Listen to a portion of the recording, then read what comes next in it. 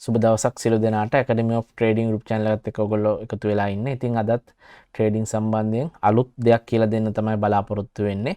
පහුගිය ටිකේම මම කතා කරේ ටෙක්නිකල් පැත්තෙන් එන වොලියුම් ප්‍රොෆයිල් එක ගැන. ඉතින් ඒක කතා කරලා ඉවර නැහැ. ඒක මම ඔයගොල්ලන්ට අවසාන වශයෙන් ඉගැන්වුවේ වොලියුම් ප්‍රොෆයිල් එකේ පැටර්න්ස් වගේක්. ඉතින් මේ පැටර්න්ස් ටික කොහොමද මාකට් එක උදාහරණත් එක්ක කොහොමද යෙදුනම මාකට් එක හැසිරෙන්නේ කියන එක අපි ඊළඟ සතියේ කතා කරමු. හුඟ දෙනෙක් කිව්වා මොකද ෆන්ඩමෙන්ටල් පැත්තෙනුත් කතා කරන්න කියලා channel එක ඇතුලේ හුඟ කාලෙකින් මම දිගටම ටෙක්නිකල් කතා කරේ ෆන්ඩමෙන්ටල් කතා කරපු නැති හින්දා.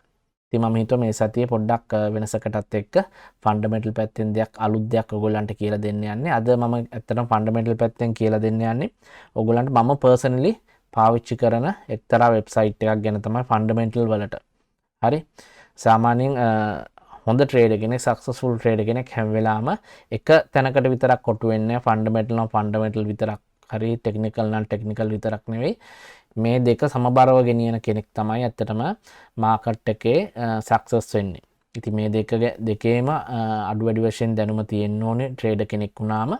ඉතින් ඒකින්ද ෆන්ඩමෙන්ටල් පැත්තෙන් දැන් හුඟක් අය අද මම කියලා දෙන ඇත්තට මම පර්සනලි පාවිච්චි කරන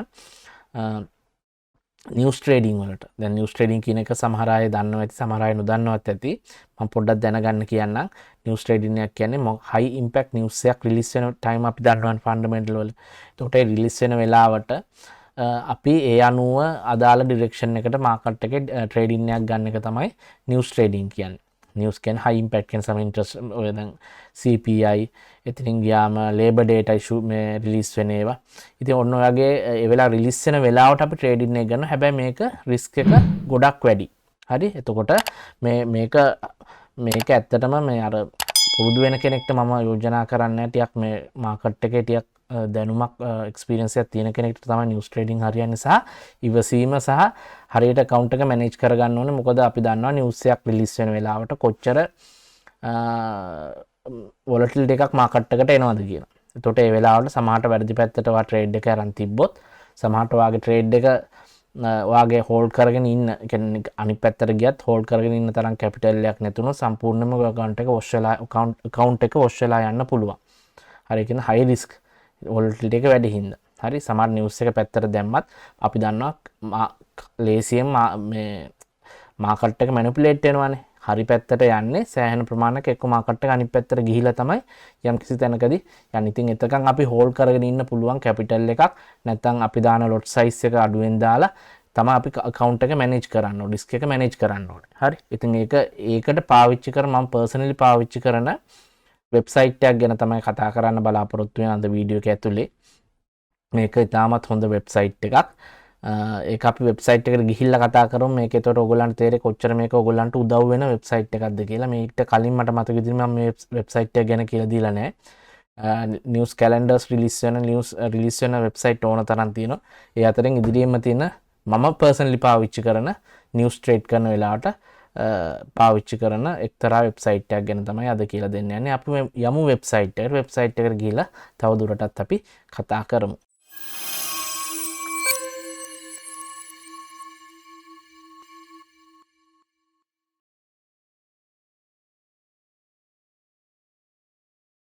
මම දැන් අපි ඉන්නේ මම ඔයගොල්ලන්ට කියලා දෙනවා කිව්ව වෙබ්සයිට් එකේ. මේක නම Financial Juice. ඉතින් Financial Juice වෙබ්සයිට් එක ගත්තම ඔයාලට මෙහෙම තමයි ඉන්ටර්ෆේස් එකක් එන්නේ. මම මේකේ ලින්ක් එකක් හරි ඔයා එච්චර අවශ්‍ය නැහැ. ඉන්ටර්නෙට් එක මේ Google ඇවිල්ලා සර්ච් කරන්න Financial Juice කියලා. එතකොට මෙන්න මේ වගේ වෙබ්සයිට් එකකට ඔයගොල්ලෝ එනවා. මේකේදී ඔයා සරලව මුලින්ම කරගන්න ඕනේ ඔයාගේ account එක හදා ගන්න ඕනේ. හරි account එක හදාගන්න තියෙන ඔයාගේ Gmail එකෙන් හරි log වෙන්න තියෙන්නේ. ඒක සාමාන්‍ය විනාඩි 5ක්වත් ගන්න නැති වැඩක් තියෙන්නේ. එහෙම ගියාට පස්සේ මෙන්න මේ වගේ වෙබ්සයිට් එකකට ඔයගොල්ලෝ එනවා. හරි දැන් මේ වෙබ්සයිට් එක මොකක්ද කියන එක මම දැන් ඔයගොල්ලන්ට කියලා දෙන්නම්. ඔයගොල්ලන්ට පේනවා ඇති මේ මෙන්න මේ වම් කෙළවරේ තියෙනවා රිලීස් වෙන නිවුස්. හරි මම කිව්වා මේක මම පාවිච්චි කරන්නේ නිවස් ට්‍රේඩින් වලට. හරි නිවස් එකක ඩේටා ටික රිලීස් වෙන වෙලාවට අදාළ ට්‍රේඩ් එක ගන්න තමයි මම මේක පාවිච්චි කරන්නේ. ඉතින් මේක විතරක් නෙමෙයි නිවස් ට්‍රේඩ් කැලෙන්ඩර් එක අපිට මේ ඉකොනොමික් කැලෙන්ඩර් එක දෙන සයිට්ස් ගොඩාක් තියෙනවා. ඉතින් ඒ අතරින් මේ ඔයාට කැමති එකක් පාවිච්චි කරන්න පුළුවන්. මේක මම ඔයගොල්ලන්ට කියලා දෙන්න විශේෂ හේතුවක් හින්දා ඒක මම ඉස්සරහට කියන්නම්. මේ ඉතින් මේකෙත් අර වගේම නිවුස් මේ පැත්තෙන් අනිත් සයිට් කැලෙන්ඩර් එක පෙන්වනවා මේ පහලට මේ තියෙන නිවුස් ටික හරි මේ ඔයගොල්ලන්ට මේ ඔක්කොම පේනවා ඉතින් මම හිතනවා ඉතින් මේ ජූනි 15 ජූනි 16 රිලීස් වෙන නිවුස් ටික එතකොට ඒකෙදි අර ඉම්පැක්ට් එක අනුව කහ පාට තැඹිලි පාට රතු පාට කියන්නේ හයි ඉම්පැක්ට් නිවුස් හරි මාකට් එකට හයි ඉම්පැක්ට් එකක් වෙන නිවුස් තමයි රතු පාටින් පෙන්වන්නේ මීඩියම් ඉම්පැක්ට් එකක් වෙනවා නම් තැඹිලි පාටින් සහ කහ පාටින් ලෝ ඉම්පැක්ට් එකක් වෙන නිවුස් හරි එතකොට මේකවත් අර කලින් සයිට්ස් වගේමයි නිවස් රිලිස් වෙන වෙලාවට අදාළ ඩේටා ටික රිලිස් වෙන ති උඩින් පෙන්වන ඔයගලන්ට මෙතනින් ප්‍රීවියස් ෆෝකාස්ට් ඇක්චුවල් හරි එතකොට මේ දැන් මේවා තාම රිලිස් වෙලා නැති හින්දා මේ මොනවත් අංක පෙන්වන්නේ නැත්තේ ඔයගලන්ට ඩේටා මේ ෆෝකාස්ට් එක පෙන්වනවා ප්‍රීවියස් පෙන්වනවා ඉතින් එතකොට නිවස් එක රිලිස් වෙන වෙලාවට මේක සාමාන්‍යයෙන් මෙහෙමයි මේ ෆයිනෑන්ෂල් ජූස් සයිට් එකේ මේකේ තියෙනවා පේඩ් වර්ෂන් එක මේක හැබැයි ටිකක් ගණන් ඒකෙදි ඒගොල්ලෝ කියන්නේ මාත් අරන් නැහැ මේක පේඩ් වර්ෂන් එක. හරි. එතකොට මේක කියන්නේ මේගොල්ලෝ රිලීස් එක මේක නිවුස් එක රිලීස් වෙන වෙලාවටම හරියටම ඩේටා ටික එළියට දෙනවා කියලා නැත්තම් සාමාන්‍යයෙන් තප්පර 5-10ක විතර ඩිලේ එකකින් පස්සේ තමයි නිවුස් රිලීස් වෙනවා කියලා කියන්නේ මේගොල්ලෝ සයිට් එකේ කියන විදිහට. හැබැයි එහෙම කිසි ගැටලුවක් නැහැ. මොකද දැන් අපි මීට වුණානම් ෆොරෙස්ට් ෆැක්ටරි වේවා නැත්තම් FX ඒ සයිට්ස් පෙන්නන ඒවා තියෙන මොකද්ද මේ FX Street වගේ කැලෙන්ඩර්ස් දෙන investing.com ඒ වගේ ඒවටත් වඩා සමහරලාට කලින් පොඩ්ඩක් මේකේ මගේ අත්දැකීම අනුව ටිකක් නිවුස් එක මේ ඩේටා ටික රිලීස් වෙනවා. හරි මේකේ කියන විදිහට සාමාන්‍යයෙන් ඇත්තටම රිලීස් වෙනවට වඩා විනාඩි නෙවෙයි තප්පර 5-10ක් විතර ඩිලේ වෙලා තමයි පෙන්වන්නේ. ඒ paid version එක නෙවෙයි හින්දා. paid version එක ටිකක් ගන්න. ඒක මම පෙන්වන්න මේ go light කියන එකට select කරාම ඔයගලන්ට පේනවා මේ ටිකක් ගණන් ඇත්තටම මාස 3කට ඩොලර් දැන් නම් අඩු වෙලා තිනවා මේ සම 160ක 167ක යනවා ඩිස්කවුන්ට් එකක් මාස 3කට ඩොලර් 69ක් නැත්නම් 207ක් වෙන එකක් මේ ඉතින් මේක ගත්තොත් තමයි අර රියල් ටයිම් එකටම නිවුස් රිලීස් වෙනකොට සහ ඊට අමතරව තව මේකේ ගොඩාක් දේවල් තියෙනවා ඒ ඔක්කොම හම්බ වෙනවා කියන්නේ ඉතින් එහෙම අවශ්‍ය නැහැ මේක හොඳටම ඇති ඔයගොල්ලන්ට දැනට ඔයගොල්ලෝ මුලින්ම පටන් ගන්න කෙනෙක් විදිහට මේක පාවිච්චි කරාට කිසිම ගැටලුවක් නැහැ. හරි අනිත් සයිට්ස් වල අනිත් සයිට් වල රිලීස් වෙන නිවුස් රිලීස් වෙනවත් එක්කම වගේ මේකෙත් රිලීස් වෙනවා. මේකේ තියෙන වාසිය තමයි හරි මේ අපිට මේ ඉකොනොමික් නිවුස් වලට අමතරව මේ ඩේටාස් වලට අමතරව මේ පැත්තේ මැද ඔයගොල්ලන්ට පේන ඉන්ටර්ෆේස් එකක් මේකෙදි පෙන්නනවා නිවුස් හරි වැදගත් නිවුස් ෆොරෙක්ස් මාකට් එකට බොන්ඩ් මාකට් එකට කොමොඩිටි මාකට් එකට ක්‍රිප්ටෝ මාකට් එකට බලපාන නිවුස් ටයිම් එකත් එක්ක රිලීස් වෙච්ච ටයිම් එකත් එක්ක පෙන්වනවා. ඒ කියන්නේ දැන් මේ රතු පාට වෙලා තියෙන්නේ දැන් මේ බලන්න ට්‍රම්ප්ගේ එකක් US investment in involvement US involvement in Iran Israel conflict possible ABC news වල ගියපු එකක්. ඉතින් මේ ට්‍රම්ප් කියපු එකක්. ඉතින් මේ United States ඉන්වෝල්ව් වෙනවා කියන එක තමයි සම්බන්ධ වෙනවා. ඉතින් මේ වගේ නිවුස් වලින් මාකට් එකේ සමහර ටෙන්ෂන් එක අඩු කරනවා. ඉතින් මේ වගේ නිවුස් බලා ගන්නවා වෙනම අය අලුතෙන් සයිට් එකකට යන්න අවශ්‍ය නැහැ. මොකද මේ සයිට් එකේ ඔක්කොම මේ වගේ වැදගත් නිවුස් ටික පෙන්නනවා. දැන් මේකේ තව එකක් තියෙනවා UK Prime Minister එකක් the UK is moving military assets including jets to the Middle East for contingency support across the region එකේ support එකට military යවනවා කියන එක තමයි UK කියන්නේ යුද්ධය තව ටිකක් වැඩි වෙන පාටක් වගේ තියෙන්නේ. ඉතින් Bank of Japan consider reducing Japanese government bond purchases by 2000 billion ඒ වගේ මේ news මේ FX street වල යන news මේ හැම එකක්ම ඔයාට මේ සයිට් එකේ පෙන්වනවා. එතකොට ඔයාලට නිවුස් ඉන්ඩිකේටර්ස් එක පැත්තකින් පෙන්වනවා. අනිත් පැත්තෙන් නිවුස් පෙන්වනවා. එතකොට මේ නිවුස් බලලත් ඔයාලට අදහසක් ගන්න පුළුවන් මාකට් එකේ මොන වගේ මට්ටමක්ද ෆන්ඩමෙන්ටලි තියෙන්නේ කියලා. ඉතින් ඒක ඇත්තටම ලොකු උදව්වක් වෙනවා. දැන් සාමාන්‍යයෙන් අනිත් සයිට් එකට ගියාම කැලෙන්ඩර් එක ගත්තාම සම්පූර්ණ කැලෙන්ඩර් එක පෙන්වන්නේ. නිවුස් පෙන්වන්න ආයේ වෙනම තැනකට යන්න නැත්නම් වෙනම සයිට් එකකට යන්න ඕනේ. ඊට අමතරව මේක ඔයාලට ෆිල්ටර් කරලා ගන්න පුළුවන්. දැන් බොන්ඩ්ස් වලට අදාළ නම් මේ උඩින් ඕගලන්ට පෙන්වනවා my news bonds commodities crypto equities forex index macro වගේ ටැබ්ස් කීපයක් තියෙනවා. මේ උඩම ඔයාලට පේනවා ඇති. ඒවා ක්ලික් කරාම අපි කියනවා බොන්ඩ් මාකට් එක ක්ලික් කරාට පස්සේ මේක බොන්ඩ් වලට අදාළ ඉම්පැක්ට් වෙන නිවුස් ටික වෙනම පෙන්නනවා ඔයාලට. කොමඩිටීස් ගත්තම කොමඩිටීස් වලට අදාළ වෙන අදාළ ඔයිල් වල ප්‍රශ්න ඔයිල් දැන් අප් වෙලානේ මේ දවස්වල තියෙන ඔයිල් මාකට් එක මේ ඊශ්‍රායෙල් ඉරාන් ටෙන්ෂන් එකත් එක්ක ඔයිල් සෑහෙන අප් වෙලා තියෙන. ඉතින් ඒ ඔයිල් මාකට් එකේ ඔයිල් වැඩි වෙලා තියෙනවා ඒ සම්බන්ධයෙන් එන නිවුස් මේ ඔක්කොම හයි ඉම්පැක්ට් නිවුස් මේ රතු පාටින් පෙන්නනවා. ඉතින් මේ ඒ නිවුස් ඔක්කොම අර ඉන්ඩිකේටර්ස් වලට අමතරව මේ පැත්තෙන් පෙන්නන වට අමතරව නිවුස් එකත් මෙතනින්ම පෙන්නනවා. ඔයාට ඕනනම් ක්‍රිප්ටෝ ගැන අදාළ නිවුස් වැදගත් වෙන මේ FX ස්ට්‍රීට් වල දාන නිවුස් පෙන්නනවා. ඔයාට ඒවා ෆිල්ටර් කරගන්න පුළුවන්. ඒක මම ඉස්සරහ කියලා දෙන්න. මෙතන ඉක්විටිස් ෆොරෙක්ස් වලට අදාළව සාමාන්‍ය අපි ෆොරෙක්ස් ට්‍රේඩර්ස්ලා. එතකොට වැඩිපුර අපි ෆොරෙක්ස් වලට අදාළ ඒවා බලනවා. එතකොට ඉන්ඩිසස් මැක්‍රෝ පස්සේ මාකට් මූවින් කියන්නේ මේ වෙලාවේ මාකට් එකේ charts පෙන්වනවා මේකේ. හරි. මේ දැන් මේ වෙලාවේ මාකට් එකේ යන charts අපිට බලන්න පුළුවන්. හරි. ඔය වගේ තියෙන. ඉතින් ඊට අමතරව මෙතන my news කියලා තියෙනවා. මේ my news වලට ගිහිල්ලා මෙතන මේ ඔයගලන්ට පේනවා ඇති මේ දැතිරෝධයක් වගේ එකක් තියෙනවා. මේ ක්ලික් කරාට පස්සේ මෙන්න මේ වගේ තැනකට එනවා. මේකෙදි ඔයාට පුළුවන් ලේසියෙන්ම ඔයාට දැන් ඔයා forex විතරක් ඔයා stocks බලන්නෙත් නැහැ futures උත් වැඩක් නැහැ ඔයාට ඔයා forex විතරයි trade කරන්නේ. එතකොට ඔයාට අනිත් news වැඩක් නැහැනේ. එතකොට ඔයාට මෙතනින් ටික් කරන්න පුළුවන් forex විතරයි. එතකොට මේ හැම site එකකින්ම forex වලට අදාළ news විතරක් filter වෙලා ඔයාට පෙන්නනවා. දැන් මේ Bloomberg එකේ worldwide currencies economy ඔය තුනනේ සාමාන්‍ය forex වලට අදාළ වෙන්නේ. එතකොට ඒ තුන auto select කරනවා ඔයාට කස්ටමයිස් කරගන්න පුළුවන්. ඔයාට බොන්ඩ්ස් ගැනත් ඕන නම් Bloomberg ගේ බොන්ඩ්ස් විස්තර දැනගන්න ඕන ඒකත් ඔයාට ඕන ක්ලික් කරගන්න පුළුවන්. forex ඕන නැත්නම් forex. නැත්නම් වෙන වෙනම ඔයාට ඕන ඒවා විතරක් සිලෙක්ට් කරන්න පුළුවන්.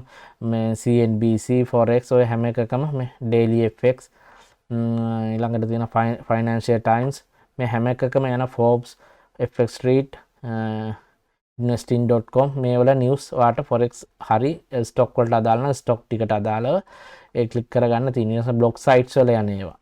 හරි ඔයාට ඒ කැමති බ්ලොග් සයිට් එක forex crunch එක පස්සේ ඉතින් ගියාම Wall Street Survivor.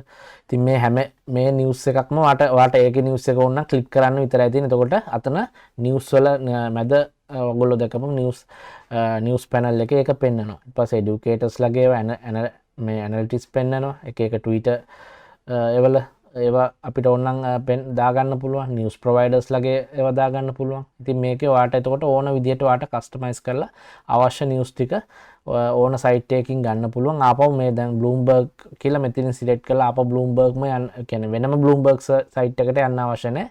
ඒ වැදගත් නිවුස් අදාළ වෙන නිවුස් ටික ඔයාට ෆිල්ටර් කරලා මේ financial news සයිට් එකෙන් ගන්න පුළුවන්. ඉතින් මේ එතකොට ඔයාට දැන් මෙතනින් මම ගත්තොත් දැන් මේ අපි හිතමුම forex market එක ගමු කියලා. දැන් මේ forex market එකට අදාළ සම්පූර්ණ අපි සිලෙක්ට් කරලා ගත්ත මේවා මේ පෙන්නනවා. ඉතින් එතකොට ඒක ඔයගොල්ලන්ට ඇත්තටම උදව්වක් වෙනවා මාකට් එක ගැන අදහසක් ගන්න. ඊට පස්සේ අදහසක් තියානවා නිවුස් ට්‍රේඩින් වල මේ පැත්තේ ඔයාට ට්‍රේඩ් එක ගන්න පුළුවන් ඒ නිවුස් උත් එක්ක සහ මෙතනින් එන මේ අංකත් එක්ක. ඒ කියන්නේ මෙතනින් එන දත්ත නැත්නම් අපි කියන report එකේ අදාළ අංකත් එක්ක අපිට අදාළ decision එක ගන්න පුළුවන්. ඉතින් මේක ලොකු ගොඩක් උදව්වක් වෙන site එකක් ඔයගලන්ට විශේෂයෙන් news trading වලදී.